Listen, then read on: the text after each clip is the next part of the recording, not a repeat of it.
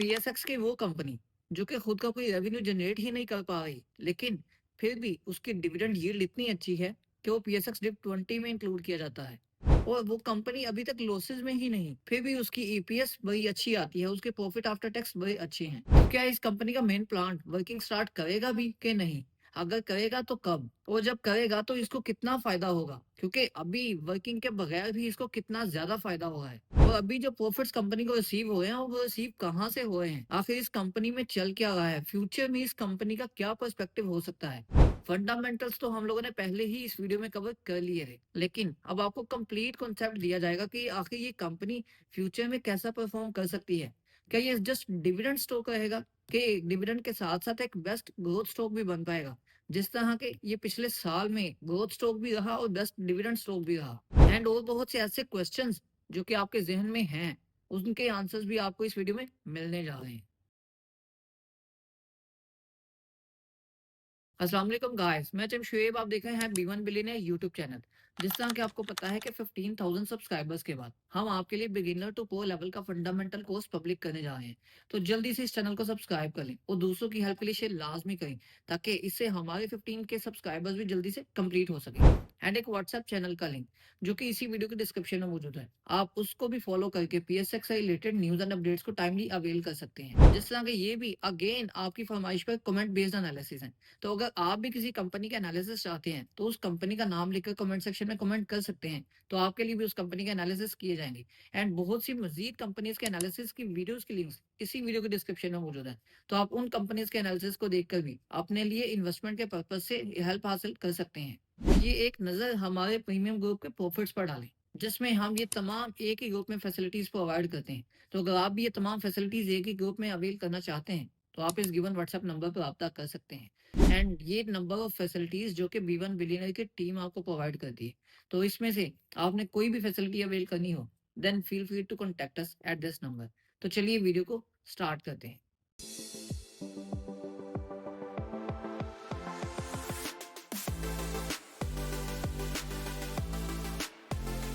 Hub power company limited को लेकर बहुत सी कंफ्यूजन्स, बहुत से क्वेश्चंस अभी तक लोगों के ज़हन में है। एवन के उस पर बहुत सारी वीडियोस हमारे चैनल पर भी और ऑलरेडी यूट्यूब पर भी बहुत सारी मौजूद हैं। लेकिन क्वेश्चंस ऐसे हैं कि वो क्लियर होने का नाम ही नहीं लेते। लेकिन उम्मीद है कि आज इस वीडियो में हम आपको काफ़ी इन्फॉर्मेशन प्रोवाइड करेंगे, जिससे आपके काफ़ी क्वेश्चंस क्लियर हो जाएंगे।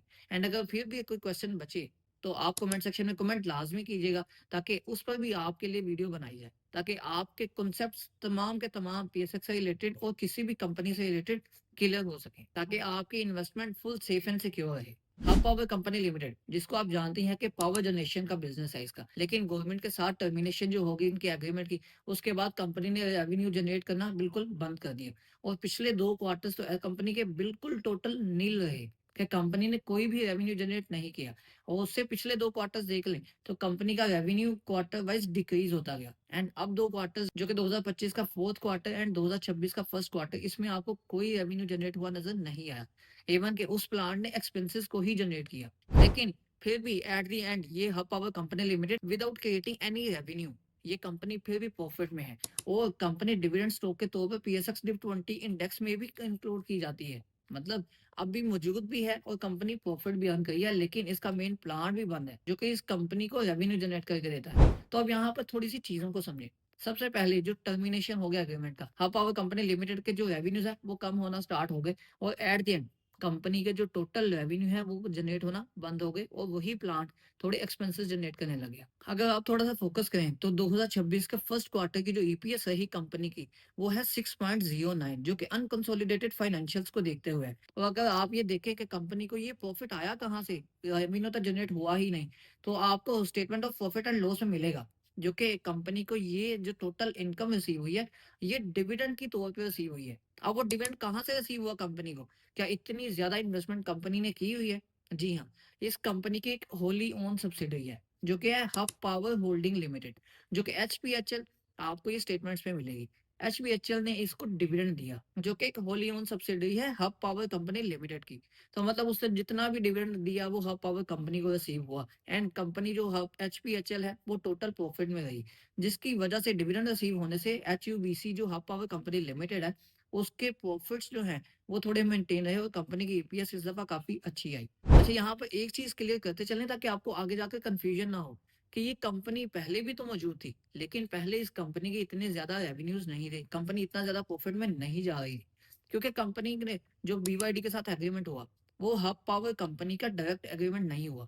वो एग्रीमेंट हुआ था मेगा मोटर्स का बीवाईडी के साथ। लेकिन वो जो मेगा मोटर्स है, उसके अंदर 50% कंट्रीब्यूशन है एचपीएचएल की, hub power holding company limited की। तो इसकी वजह से हब पावर को फ़ायदा हुआ है। तो हब पावर कंपनी को हब पावर होल्डिंग कंपनी से डिविडेंड रिसीव हुआ है। इस वजह से जो एचपीएचएल है, हब पावर होल्डिंग लिमिटेड, उसके यहाँ से भी प्रॉफिट्स इंक्रीज़ हुए। एंड सेम ऐसे ही हबको ग्रीन प्राइवेट लिमिटेड जो है, वो कंपनी ने इंस्टॉल करना स्टार्ट कर दिया। कंपनी की वो भी एक होली ओन सब्सिडरी है। एंड सेम ऐसे ही जो बाकी अदर प्लांट्स हैं, जो कि सीपैक के थ्रू पावर जनरेटिंग प्लांट्स जो 2 हैं, वो भी स्टार्ट हो गए वर्किंग करने। एंड सेम ऐसे ही फ्यूचर का जो इनका लिथियम प्रोजेक्ट है, वो भी कंपनी का स्टार्ट हुआ है। तो यहाँ पर अगर ओवरऑल सिचुएशन देखें, तो कंपनी के फ्यूचर में सिचुएशन काफ़ी बेहतर रहेगी, जो कि ओवरऑल जो कंपनीज़ हैं, वो hub power holding company limited के अंदर ही आती हैं। वो hub power holding company limited, ये होली ओन सब्सिडरी है हब पावर कंपनी लिमिटेड की। तो यहाँ पर एक और इंटरेस्टिंग चीज़ आपको बताता चलूँ, जो कि कंपनी की फर्स्ट क्वार्टर की जो ईपीएस निकली, वो 6.09 है, जो कि अनकंसोलिडेटेड फाइनेंशियल स्टेटमेंट्स को लेके है।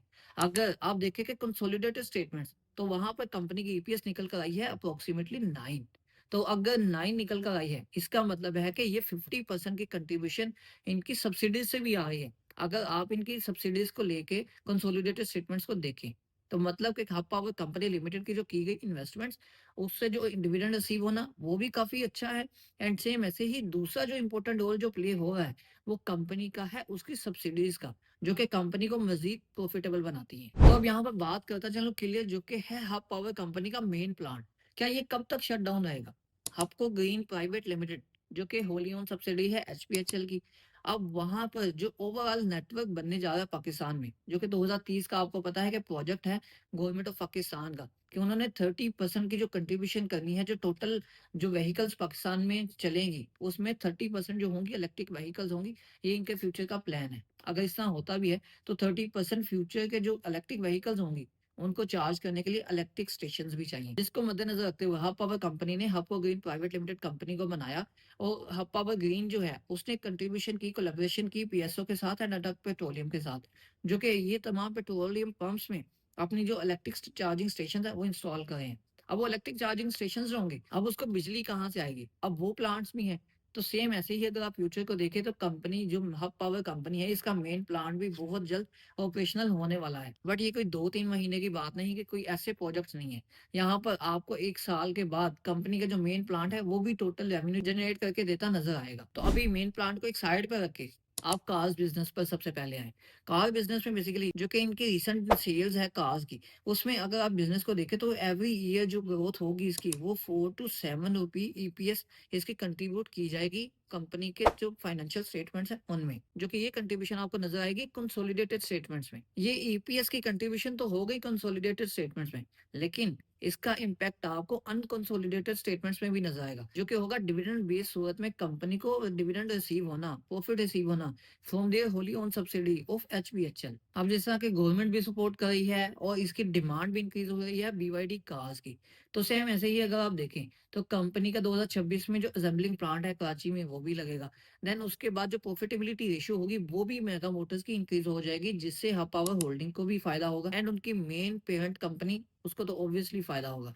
तो इसकी भी सेल्स देखते हुए, तो कंपनी की जो ईपीएस है, उसकी कंट्रीब्यूशन काफी बेहतर रहेगी। तो हबको ग्रीन का भी किस तरह हब पावर कंपनी को फायदा हो सकता है। एक तो हबको ग्रीन प्राइवेट लिमिटेड से कंपनी को काफी ज्यादा प्रॉफिट से सेव होंगे, जो कि एचपीएचएल के थ्रू आएंगे। एंड सेम ऐसे ही आप फर्दर कंसिडर कर सकते हैं कि हबको ग्रीन प्राइवेट लिमिटेड कंपनी के थ्रू कंपनी का मेन प्लांट जो है, वो भी वर्किंग स्टार्ट कर देगा। तो अगर हम फर्दर इसको भी देखें कि हबको ग्रीन प्राइवेट लिमिटेड, जो कि इनकी न्यूज़ेस के अकॉर्डिंग, इनके फाइनेंशियल डाटा के अकॉर्डिंग, जितने इनके number of electric charging station install होंगे एंड उसमें जो रेशियो हो सकती है, उसमें जो कंट्रीब्यूशन कंपनी की होगी, फर्स्ट ऑफ ऑल ये आपको क्लियर करते चलें, ये जस्ट इंफॉर्मेशनल बेस्ड डाटा है। तो आप अपने तौर पे भी एनालिसिस लाजमी कीजिएगा। तो आपको ग्रीन प्राइवेट लिमिटेड की कंट्रीब्यूशन भी ईपीएस में आपको 3 टू 4 रुपीस देखने को मिलेगी।